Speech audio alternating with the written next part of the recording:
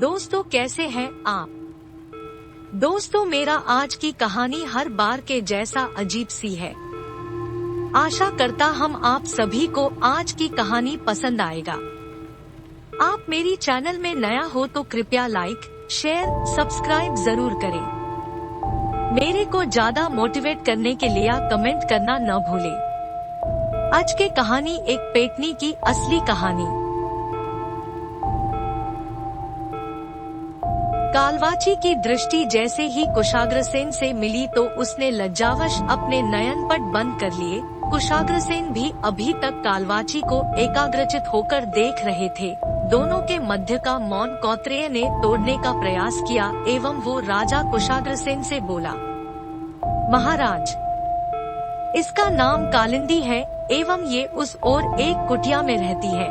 बेचारी अत्यंत निर्धन है। बेचारी के भाग्य में पर्याप्त मात्रा में भोजन भी नहीं लिखा। मुझे इस पर दया आ गई तो मैंने इससे कहा कि हमारे वैतालिक राज्य के राजा कुशाग्रसेन अत्यंत ही दयालु प्रवृत्ति के हैं। वे अवश्य ही तुम्हारी सहायता करेंगे। इसे तो मेरी बात पर विश्वास ही नहीं था, इसलिए मैंने इससे कहा कि मैं तुम्हें राजा के पास ले चलता हूँ। तुम्हारी अवस्था देखकर वे कुछ न कुछ तो प्रबंध कर ही देंगे तुम्हारे लिए। मैंने ठीक किया ना महाराज? हाँ ठीक किया, कुशाग्रसेन बोले। मुझे भय है महाराज। कौत्रेय बोला, किस बात का भय कोवरे? कुशाग्रसेन ने पूछा। ये वन में निवास करती है तो कहीं इसके प्राणों पर कोई संकट ना आ जाए। कौत्रेय बोला, तो कादम्बरी की सुरक्षा हेतु क्या किया जा सकता है? कुशाग्रसेन ने पूछा। क्यों ना आप इसे दासी बनाकर अपने महल में ले जाए? कौत्रेय बोला। ऐसा संभव नहीं है कौत्रेय। कुशाग्रसेन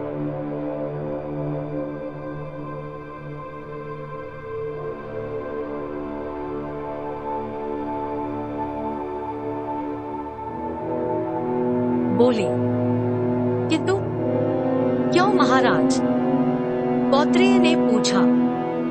वो इसलिए कि मैं इतनी शीघ्र इन पर विश्वास कैसे कर सकता हूँ? मैं तो इन्हें अभी जानता भी नहीं। कुशाग्रसेन बोले।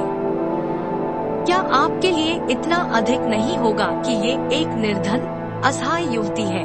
कितनी विवश है ये इस वन में रहने के लिए। इसका कोई अपना होता तो इसकी चिंता करता।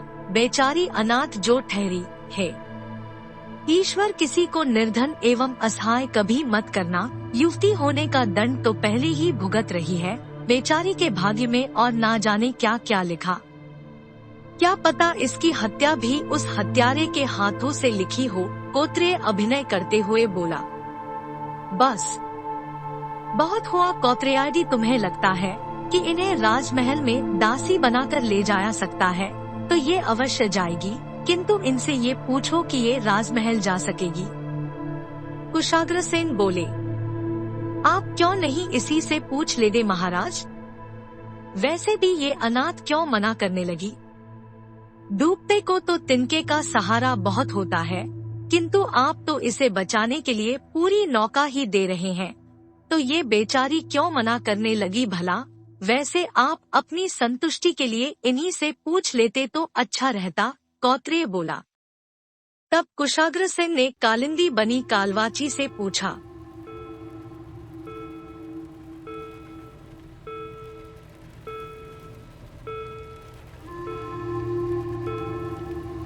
तो तुम मेरे साथ राजमहल चलने को तत्पर हो? जैसी आपकी आज्ञा होगी महाराज। तो मैं वैसा ही करूंगी। कालिंदी बोली। इसका तात्पर्य है कि तुम मेरे साथ राजमहल चलोगी? कुशाग्रसेन बोले। जी महाराज, मुझ निर्धन को आप अपने राजमहल में आसरा देने के लिए तत्पर है तो मैं कैसे मना कर सकती हूँ? आप मेरी भलाई चाहते होगे तभी तो आप ऐसा कह रहे हैं। कालिंदी बोली। तो ठीक है, आज रात्रि तुम भी इसी वृक्ष तले विश्राम करो। प्रातः काल तुम मेरे साथ राजमहल चलना। कुशाग्रसेन ने कालिंदी से कहा। जी महाराज, जैसी आपकी आज्ञा। कालिंदी बोली। तब कौत्रेय बोला, महाराज, अब आप विश्राम कीजिए, वार्तालाप सुबह भी तो हो सकता है। नहीं, मुझे अभी इसी समय कालिंदी से उस हत्यारे के विषय में वार्तालाप करनी है। मैं तो वैसे भी रात्रि भर जागने वाला हूँ, मुझे उस हत्यारे के विषय में ज्ञात करना है। कुशाग्रसेन बोले, जी, तो हम दोनों भी आपके संग रात्रि भर जागते हैं। कौत्रेय बोला, नहीं, मैं तो इस राज्य का राजा हूँ एवं अपना कर्तव्य निभा रहा हूँ, तुम दोनों क्यों मेरे संग जागोगे? कुशाग्रसेन बोले, आप हम लोगों के राजा हैं, यदि आप हम सभी की भलाई के लिए इतना त्याग कर सकते हैं, तो क्या हम दोनों आपके लिए रात्रि भर जाग नहीं सकते? कालिंदी बोली। कालिंदी की बात सुनकर कुशाग्रसेन मुस्कुरा उठे एवं उनके हृदय में कालिंदी के प्रति विशिष्ट से भाव उत्पन्न हुए एवं वे कालिंदी से बोले, नहीं कालिंदी, तुम सो जाओ, नहीं तो मुझे अच्छा नहीं लगेगा। तुम एक युवती हो एवं युवतियाँ कोमल होती।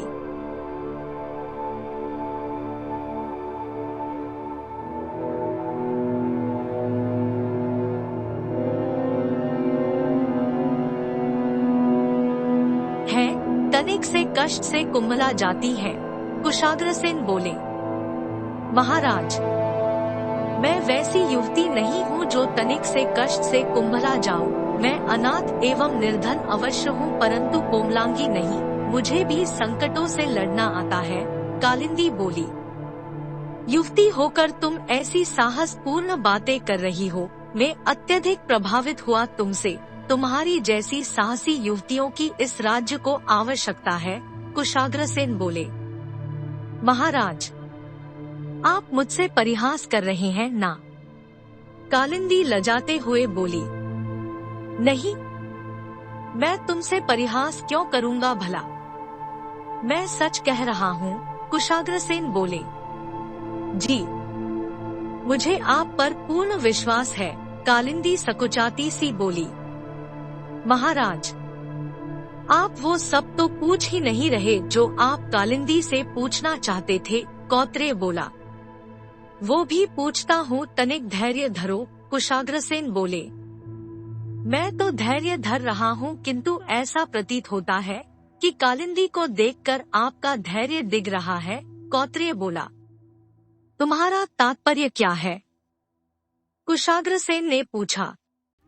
कुछ नहीं महाराज, मेरे कहने का तात्पर्य था कि आप कालिंदी से हत्यारे के विषय में पूछिए ना। कौत्रेय बोला, हाँ, तो कालिंदी, अब बताओ कि तुम उस हत्यारे के विषय में क्या क्या जानती हो? वो हत्यारा पुरुष है या स्त्री? कुशाग्रसेन ने पूछा। जी, वो हत्यारा एक पुरुष है, उसका मुख विभत्स सा है। कालिंदी ने झूठ बोलते हुए कहा। एवं वो किस अस्त्र से हत्या करता है? कुशाग्रसेन ने पूछा। महाराजा, वो हत्या करने हेतु किसी भी अस्त्र का प्रयोग नहीं करता, वो तो दूर से ही अपने हाथों को बड़ा करके उस युवक या युवती के पास ले जाता है एवं उनके वक्ष को चीरकर उनका हृदय निकाल लेता है। वो सबकी हत्या इसी प्रकार करता है।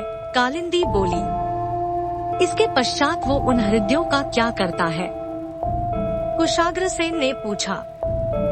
ये तो मुझे ज्ञात नहीं महाराजा, क्योंकि इसके उपरांत मैं इतनी भयभीत हो गई थी कि उस स्थान से भाग गई। मुझे भय था कि कहीं उस हत्यारे ने मुझे देख लिया तो मेरी भी वही दशा कर देगा जो उसने उन सभी युवक और युवतियों की थी।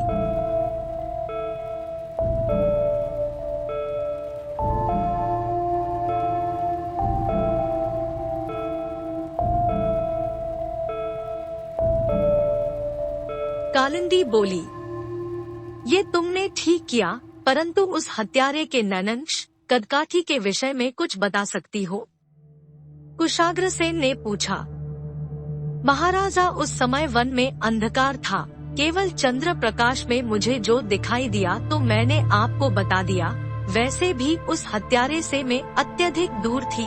कालिंदी बोली। और क्या क्या बता सकती हो उस हत्यारे के विषय में? कुशाग्रसेन ने पूछा। बस इतना ही बता सकती हूँ महाराज, कालिंदी बोली। मुझे तुम्हारा कोमल एवं मृदु स्वभाव भा गया है कालिंदी, तुम अत्यधिक भोली हो, कुशाग्रसेन बोले। धन्यवाद महाराज, कालिंदी बोली। एवं उस रात्रि तीनों के मध्य ऐसे ही वार्तालाप चलता रहा। प्रातःकाल हुई तो सभी ने राजमहल की ओर प्रस्थान करने का सोचा, किंतु जब कौत्रेय उनके संग चलने को तत्पर हुआ तो महाराज कुशाग्रसेन बोले, कौत्रेय, तुम हम दोनों के संग क्यों जा रहे हो? तुम्हारा घर तो है ना राज्य के भीतर? जी महाराज, मुझे राजमहल भा गया था, इसलिए वहाँ पुनः जाने का मन कर रहा है, कौत्रेय बोला। तभी महाराज कुशाग्रसेन बोले, तुम अपने निवास स्थान हेतु प्रस्थान करो, जब मुझे तुम्हारी आवश्यकता होगी तो मैं तुम्हें सैनिकों द्वारा बुलवा लूंगा। जी महाराजा, कौत्रेय बोला। सुनो, जाने से पहले अपने निवास स्थान के विषय में बताकर जाओ, कुशाग्रसेन बोले। अब कौत्रेय की दशा देखने लायक थी, उसे अब सूझ ही नहीं रहा था कि वो अपना निवास स्थान क्या बताए, क्योंकि वो तो इसी वृक्ष पर रहता है।